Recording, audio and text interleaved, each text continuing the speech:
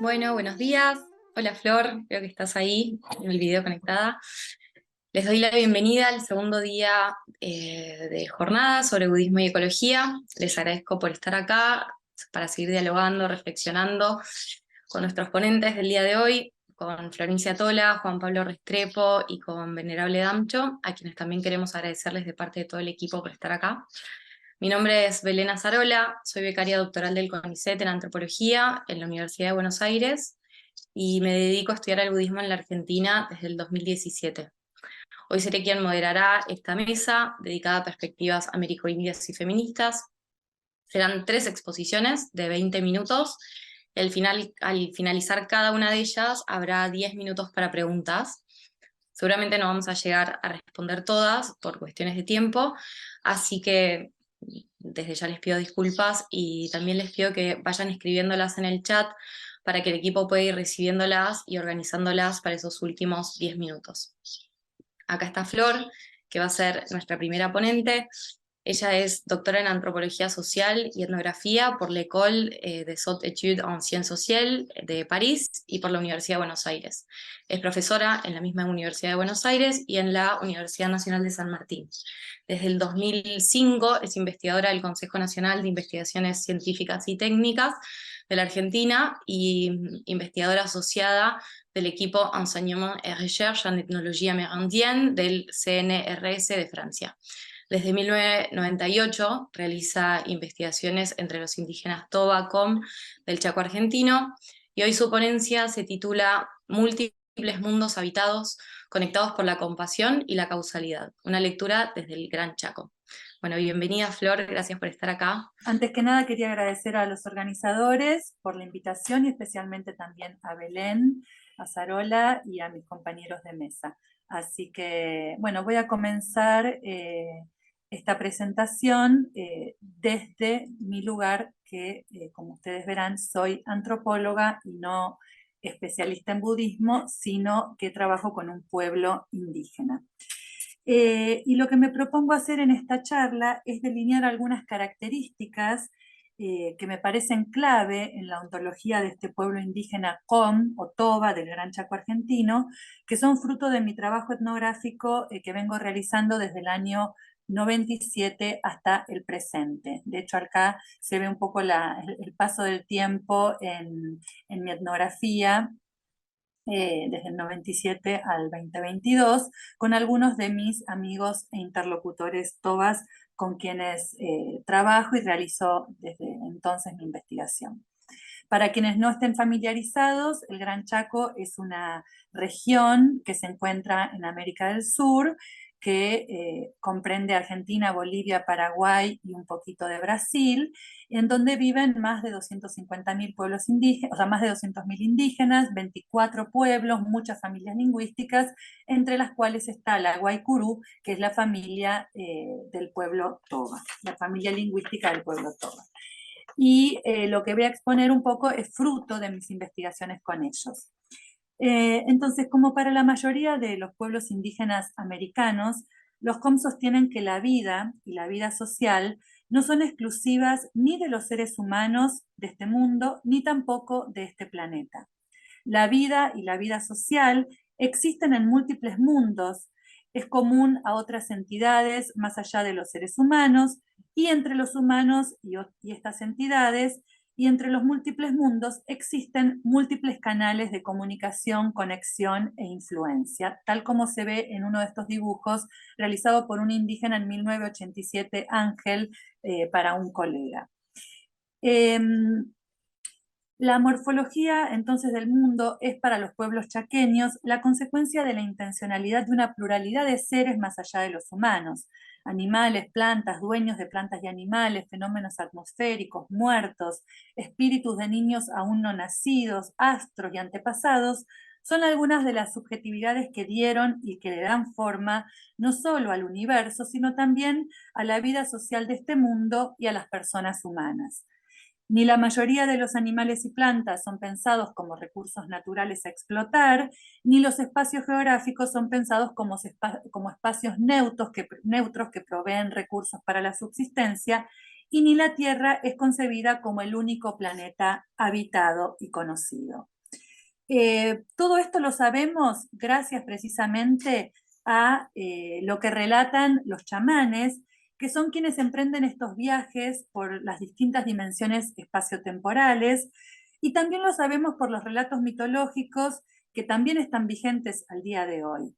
Los chamanes, como dice un colega, Viveiros de Castro, son esos diplomáticos cósmicos que viajan y se sumergen por las lagunas y los ríos, traspasan el agua y son capaces de llegar a las otras tierras en donde habitan otros seres cuyas apariencias son metamórficas, a veces se presentan como personas, a veces se presentan como peces, o son capaces de viajar también a la luna y conocer también al ser de la luna y a otros seres que habitan el cosmos. Y por otro lado, los relatos mitológicos también nos cuentan que justamente animales, plantas y humanos, y los fenómenos atmosféricos también, comparten desde tiempos inmemoriales capacidades de interioridad que nosotros los occidentales blancos atribuimos solo a los humanos, pero que para muchos pueblos indígenas son comunes a todos estos seres. Capacidad de sentir, pensar, de afectar a los otros, capacidad de incidir en las acciones de los otros, de reflexionar, de tener recuerdos, memoria, es algo común no solo a los seres humanos.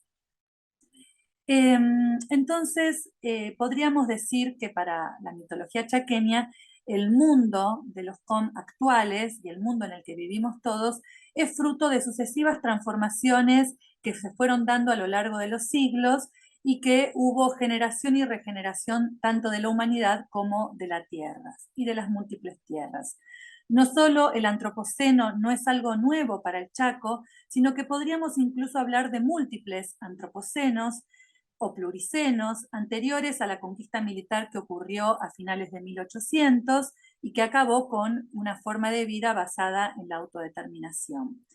Y además diríamos que el antropoceno incluso sería más oportuno hablar de cambios de mundos causados por la amalgama de subjetividades más allá del antropos. Es decir, el humano no es el único capaz de transformar la morfología del mundo y de los seres que en él habitan. Por ejemplo, coinciden distintas etnografías en que el universo está habitado, digamos, no solo por estos seres, sino que estos seres habitan en 3 capas distintas de cielos y cada uno de estos cielos también son 3 capas distintas de tierras en donde habitan distintos habitantes de la noche, los muertos, los espíritus cuidadores, etc. Acá tenemos un dibujo realizado en el 87 por Ángel sobre lo que hay acerca de abajo de la Tierra y los canales de comunicación, y acá un dibujo de Ceferino Flores, POM, mostrando la interconexión entre los muertos y los vivos y cómo existe una circulación entre los distintos niveles del universo. Ahora, esto que vemos para el universo y la forma de concebir el cosmos vale también para la noción de persona. De hecho, sabemos que desde la perspectiva Toba, los seres que habitan en estos diferentes niveles del universo tienen puntos de vista, atributos y capacidades que permiten considerarlos y llamarlos Siagawa. Siagawa es un término que remite precisamente a esta capacidad de persona, capacidad reflexiva, capacidad sintiente, capacidad de actuar y de incidir, y remite más a esta, justamente a esta subjetividad que no es común, que no es exclusiva de los seres humanos. Es decir, por un lado vemos que esta capacidad de ser persona no se limita a los seres humanos, sino que es común a una diversidad de seres, y al mismo tiempo, cuando analizamos la noción de persona, vemos que la persona humana no se limita a su propio cuerpo, ¿no? Porque ella puede existir en sus pensamientos que van más allá de su cuerpo y pueden viajar, en sus sentimientos que pueden ser secuestrados y robados, en sus fluidos corporales, en sus sueños, en diferentes partes como materiales e inmateriales de su persona que la trascienden al envoltorio corporal y que hacen de la persona una persona extensa, que pueda ser adosable o adosar partes de otras personas.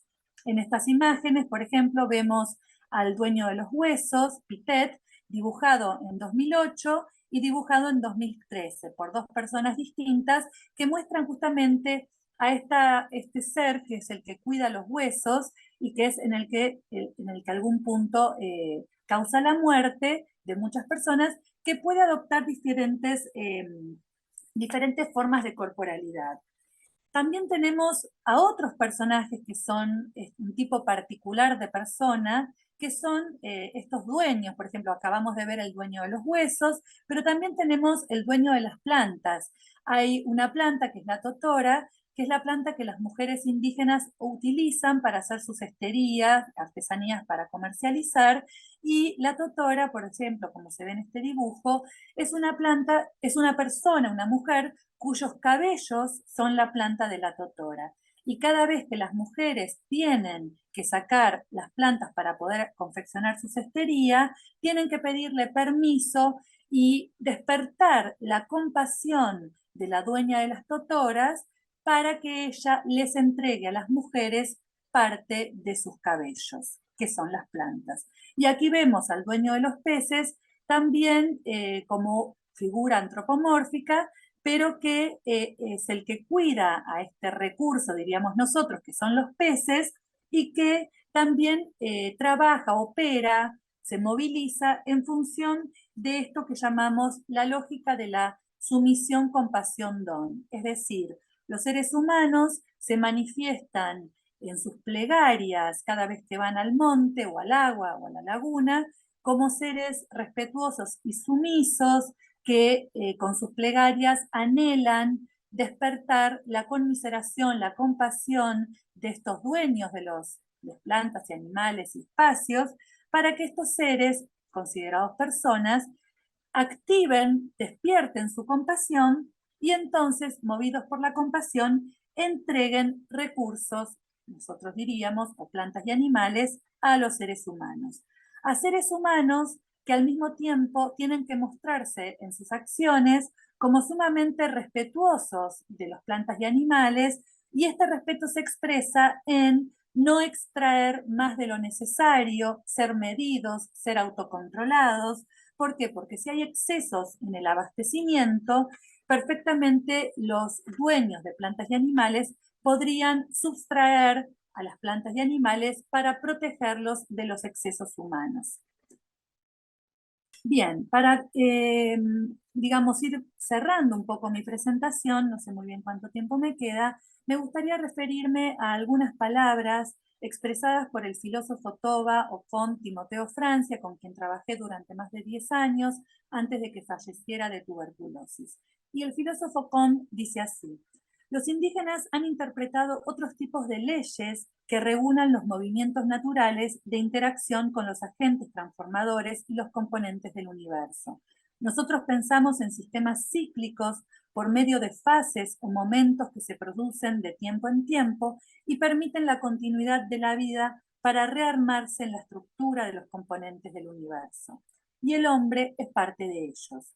Lo que podemos leer son las leyes que regulan la vida en sociedad, pero hay otro tipo de regulaciones, las de la naturaleza, que muchas veces son ignoradas, pero que se pueden palpar. La historia de la cultura indígena se remonta al principio de la existencia y se pierde en el origen de los tiempos mismos. El cosmos tiene un orden que posibilita estar en movimiento constante, reordenarse dentro de sus sistemas propios que permiten un equilibrio en sucesión de opuestos que se complementan. En ese mundo del cual somos parte, no hay lucha de contrarios, sino oposición complementaria y recíproca para generar estados nuevos, no caos ni ansiedad de dominio. Esta es una de las características del pensamiento indígena que ha adoptado las leyes de la naturaleza, tomándolas como leyes propias de la comunidad. Sigo citando a Timoteo Francia. Entre nosotros, la convivencia es regulada en un marco de tolerancia y de respeto hacia otros pueblos y otros seres. La filosofía indígena se caracteriza por la comprensión de una variedad de manifestaciones de principios de vida del hombre en relación con su espacio físico. Hay presencias de otras vidas, hay complementariedad que se destina a cumplir el ciclo de vida del hombre en el espacio. De la complementariedad podemos citar la existencia de árboles, animales terrestres, acuáticos, agua, cielo, cerros, montañas, que posibilitan la recreación y la continuidad de la vida. El ser humano le da sentido a su vida e interpreta los mensajes que pregonan estas otras vidas, en marcos de armonía y de respeto de toda la creación. Ante estas palabras, me gustaría simplemente citar unas palabras escritas por dos especialistas en filosofía budista, que también son mis padres, que son Carmen Dragonetti y Fernando Tola, quienes ante mis diálogos con ellos acerca de las características de la filosofía Con, pudieron expresar algunas ideas vinculándolas con el budismo. Estas palabras y lo cito a ellos, estas palabras que desde la perspectiva Com explican el equilibrio y la complementariedad en lo existente, nos han evocado ideas que surgieron en un pueblo muy lejano al de los Com, pero muy cercano en algunas de sus concepciones. La cultura nueva que surgió en la India en el seno de otra, fue el budismo, fundado 6 siglos antes de la era común por Siddhartha Gautama, luego conocido como Buda. Para el budismo, lo que existe está bajo la ley de la causalidad. En el dominio de la existencia nada ocurre debido al azar. Todo es el producto de la conjunción de una multiplicidad de causas. Nada llega a la existencia, permanece en ella o sale de ella sin la intervención de una o muchas causas. Todo es dependiente. Esta ley de la causalidad es la gran ley del universo. La universalidad de la ley de la causalidad se revela en el hecho de que ella constituye el fundamento de una de las 3 características universales que tiene lo existente para el budismo. Todo es insustancial, carente de ser propio, carente de una existencia in se e per se, es decir, como diría Timoteo Francia, independiente. Y todo es insustancial precisamente porque todo es dependiente. La ley de la causalidad y de la interdependencia de todo lo que existe ha sido siempre una teoría fundamental del budismo desde sus orígenes a lo largo de toda su extensa historia de 2500 años. La ley de la causalidad es considerada por Buda como su doctrina fundamental.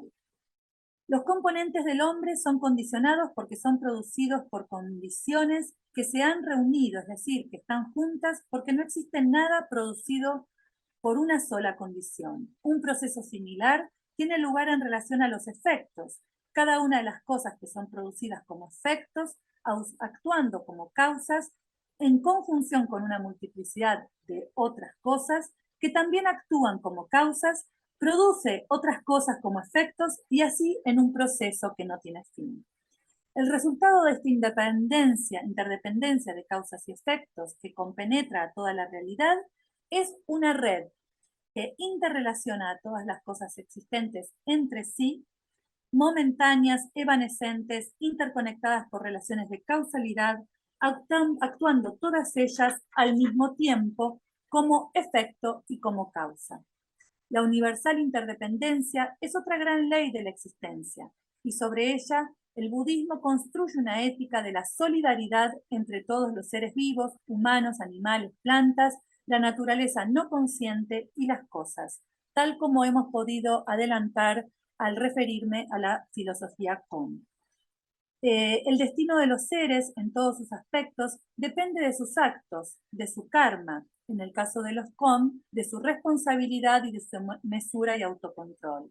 Pero la incidencia del karma de cualquier individuo no se limita a él solo, nos dicen para el budismo, y lo mismo vale para los Con. Junto con el karma de otros seres, de otros individuos, el karma posee una fuerza colectiva que determina el destino del universo. Su destrucción y su nueva creación, los rasgos especiales que ha de poseer en su nuevo estado de existencia, los acontecimientos que ocurrirán en él.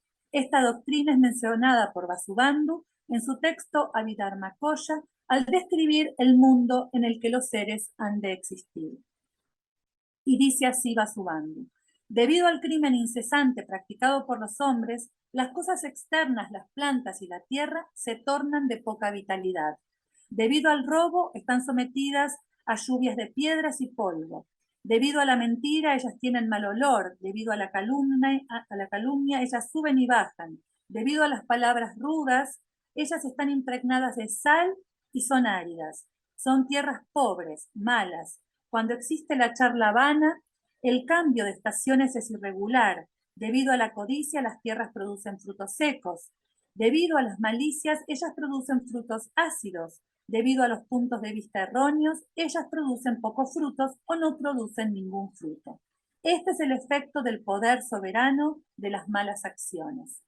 Una vez que el universo está vacío debido a la extinción del karma de los seres que en él moran, 7 soles que van apareciendo gradualmente queman toda la tierra, todo hasta la tierra y el monte Sumeru. Así el mundo, que ha desaparecido de esta manera, durante un largo tiempo permanece siendo solo espacio hasta que nuevamente, por el poder soberano del karma de los seres, vientos suaves se difunden por el espacio como signos previos de los nuevos mundos que van a aparecer en el futuro. Termina la cita de Vasubandhu. Prácticamente me pareció interesante traer estas referencias de la filosofía Com ligadas a una noción de persona que no es exclusiva a los seres humanos, unas características ligadas a la capacidad de sentir, de reflexionar, de actuar, que no se restringen al ser humano, sino que se expanden una diversidad de seres, esta idea de que existen múltiples mundos interconectados, la idea de que el accionar humano va a influir en el tipo de mundo que se perciba y en el tipo de respuesta de los otros seres que habitan el cosmos, el hecho de que haya múltiples cosmos cuyos orígenes se desconocen y que los relatos míticos pueden dar fe de la diversidad de modos de haber existido a lo largo de los tiempos, sin inicios ni finales, sino de sucesivas transformaciones, me parecieron elementos interesantes para traer en esta conversación con algunos aspectos del budismo que, soy sincera, conozco no por ser una estudiosa del budismo, sino por el diálogo y por haber sido criada en un hogar de 2 grandes especialistas de la filosofía budista y por haber dialogado con ellos hasta sus últimos días acerca de las características del budismo y de las flagrantes coincidencias y diálogos posibles para tejer entre un pueblo indígena y su filosofía, su ontología, y la filosofía budista tal como mis padres me la transmitieron. Y acá resalto una breve cosita que es lo que me llamó la atención al haber escuchado a María Elvira Ríos cuando refirió precisamente a las concordancias con el pueblo mapuche, y me parece que es en sintonía con su reflexión que quise traer estas reflexiones más que respuestas a estas coincidencias o estas convergencias para poder abrir un diálogo con los aquí presentes. Muchas gracias. Muchas gracias, Flor. Bueno, los invitamos entonces a quienes quieran hacer preguntas a dejarlas en el chat. Tenemos un par y bueno, quien quiera aprovechar esta oportunidad que tenemos estos 10 minutos con Flor, los invitamos. Flor, tenemos algunas preguntas, entre ellas, por ejemplo, cómo vos, en tus experiencias y estudios en el Chaco, observás la situación medioambiental y cómo sus ritos y plegarias estarían influyendo en esa comunidad para el equilibrio ecosistémico. Mira, a esto puedo responder que el que conoce un poquito la historia de, digamos, de lo que es el avance de la frontera extractivista, agropecuaria, ganadera, sabemos que los territorios del Gran Chaco están siendo avasallados desde hace no solo décadas, sino siglos, por un extractivismo que ha dejado la tierra completamente, digamos, desolada, las tierras secas, pérdida de biodiversidad, pérdida de ecosistemas, y eso ha alterado sin duda la vida de los pueblos indígenas, que hoy en día se ven reducidos a vivir en comunidades rurales o periurbanas o urbanas, muy alejadas de sus recursos naturales. Entonces, el daño climático que existe en el Chaco existe desde inicios de la conquista y colonización chaqueña, hace 1900 y pico, incluso antes, con empresas extractivas como la del algodón, la de la caña de azúcar, Y hoy se ve con mayor impacto con centrales, por ejemplo, nucleares o con centrales de procesamiento de uranio, cuyos residuos son tirados a los ríos, de los cuales ellos beben sus aguas. Es decir, el cambio climático en el Chaco está claramente asociado a la colonización y al extractivismo. Ahora bien, ¿qué pueden hacer los indígenas tobas ante esto? Bueno, tristemente su nivel de acción siendo un pueblo tan marginalizado y con tantas falencias y tantas carencias más bien de orden subsistencial, ellos lo que hacen, y lo dicen conscientemente, es mantener su pequeño jardín cada vez más tupido. Ellos plantan frutales, traen plantas del monte para traer a su pequeño terrenito, reforestan un pequeño bosque nativo en sus terrenos de 25 por 50, es decir, son conscientes de que los ancianos y adultos, de que como el monte se está extinguiendo y los jóvenes prácticamente están marginalizados de toda vida laboral, lo que les queda, aunque sea, es replantar pequeños espacios de bosque nativo o de frutales para colaborar en escala micro con el planeta, la comunidad, y en escala macro con el planeta. Gracias, Flor. Otra pregunta también un poco en línea con esas formas de relación, ¿no?, que se tejen. Vos mencionabas esta cuestión de despertar la compasión, por ejemplo, de la dueña de las totoras, ¿no? En ese sentido, ¿en qué consisten esas plegarias para despertar la compasión?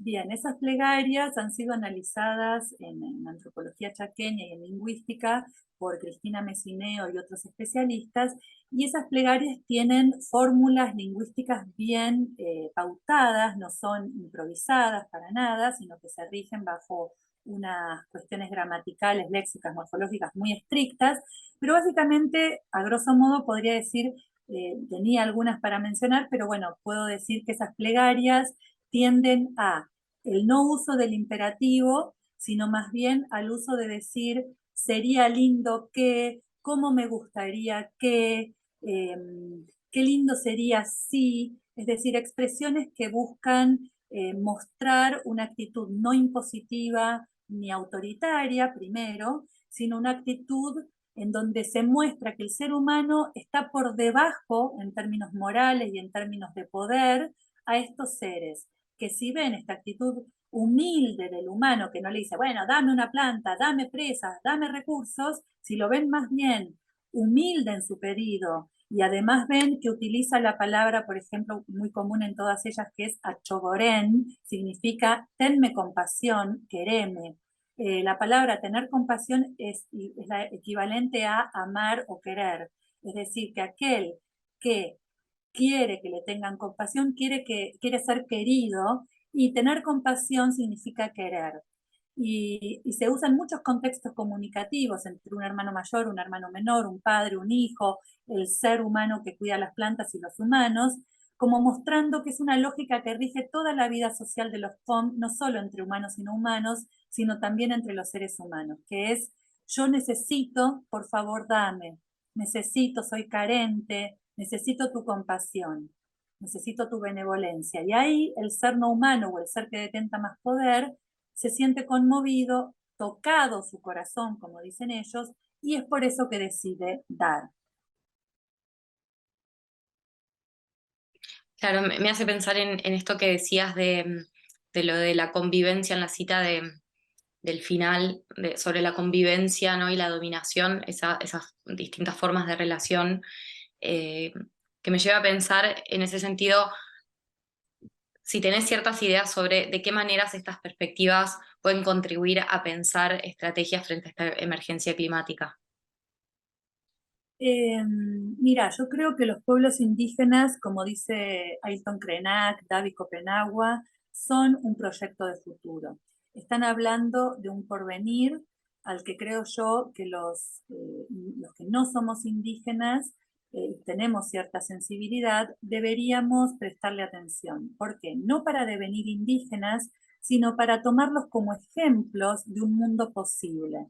Ejemplos de un mundo que durante milenios fuimos cazadores-recolectores, el Homo sapiens sapiens, y durante milenios el Homo sapiens sapiens no llevó al mundo a este antropoceno, no llegó a esta crisis climática. Entonces, si pudiéramos mínimamente observar formas de relacionamiento con el entorno mucho menos excesivas, mucho menos avasallantes y destructivas, propias del sistema capitalista, propias de los abusos, del ser humano en esta sociedad, digamos, creo yo que podríamos en pequeña escala replicar esos modos de vincularnos en nuestra pequeña escala y que eso pudiera volverse cada vez más grande y tomar a los pueblos indígenas no como una reliquia del pasado, ay, qué lindo, qué protectores de la naturaleza eran, sino, bueno, qué lindo ejemplo para seguir. ¿Qué tal si nos vinculamos con esas plantas y animales y con el cielo y con lo que nos rodea de otro modo? Y quizás miles de personas haciendo pequeñas escalas, tanto a nivel con la naturaleza como a nivel social, prácticas de cooperativismo entre seres humanos que muestren eso que nos queremos llevar a la naturaleza, pero también llevarlo a las relaciones entre humanos, van a poder quizás ir dando el ejemplo a otros de otras formas de llevar adelante una vida económica que no sea aplastándolo al otro, sino cooperando con el otro, como hacen los pueblos indígenas en sus vidas económicas también. Claro, sí, pienso también en lo que decías, como estas prácticas de cuidado, ¿no? Y de expresión, por lo menos a partir de la palabra y de esas plegarias, ¿no? Como decir, una cierta manifestación de amor, ¿no? Con esto que comentabas. Hay otra pregunta que dice, la situación medioambiental me parece muy importante, pero consideran que la parte de la huella de carbono e intentar regularla por la Agenda 2030 tiene fines de control más que de ayuda real. Yo te diría que al menos los indígenas con los que trabajo están muy desinformados de lo que es la cuestión ambiental y ecológica a nivel mundial, y conversando con ellos lo máximo que te dicen es, nos gustaría conversar con los científicos para que nos cuenten de qué es ese cambio climático, porque lamentablemente son pueblos que viven en mucha desinformación, en mucha manipulación mediática, y lo que ellos perciben simplemente son los peces muertos en los ríos, los montes talados, se están dando cuenta de que ya su pequeño territorio es parte de un sistema tierra mundial y están empezando a tomar conciencia, al menos en Argentina, en el Chaco, que habría que dialogar con científicos para entender de qué se trata, porque la realidad es que no acceden a esa información. No sé si respondo a tu pregunta. Bien, ahora por el chat nos enteraremos. Me hace pensar en lo que mencionabas hace un rato sobre los múltiples antropocenos y en ese sentido, si esos diálogos dentro de la comunidad percibís que están siendo ya entretejidos con una perspectiva mayor o más global, por lo pronto, ¿de qué forma se explican, se explica, digamos, ese antropoceno actual que ellos perciben? O si Mira, es que lo perciben. Sí. sí, ahí te diría que más allá de la región donde yo trabajo, uno puede ver en pueblos amazónicos como los Yanomami, los Krenak y otros, los Kangán, que no solo los pueblos del Ártico son los que están percibiendo en carne propia los deshielos y los efectos del cambio climático, sino que los pueblos amazónicos chaqueños están percibiendo esos efectos en sus territorios, pero que también han percibido a lo largo de siglos los efectos del extractivismo. O sea que yo creo que el cambio climático en Latinoamérica no puede ser analizado si no es contemplando lo que fue la conquista militar de los territorios indígenas, el avance de los desmontes y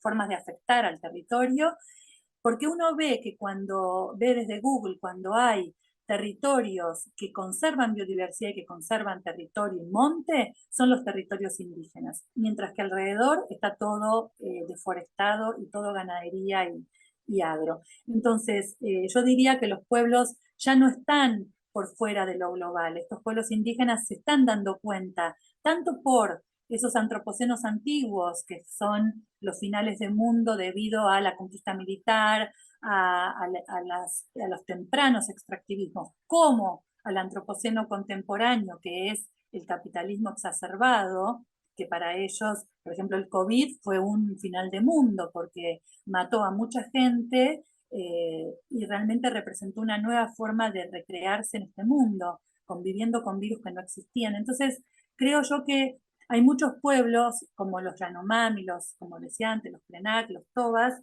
los Mapuches, que están empezando a tomar conciencia de la escala global y a hacerse oír, hacer oír su voz, a escribir, a hablar, para ver si pueden en algún punto tocar los corazones, como dicen ellos, de los blancos, para frenar este exceso que se está produciendo, no solo sobre sus territorios y que los afecta a ellos, sino que afecta inevitablemente a todo el planeta. Sí, totalmente.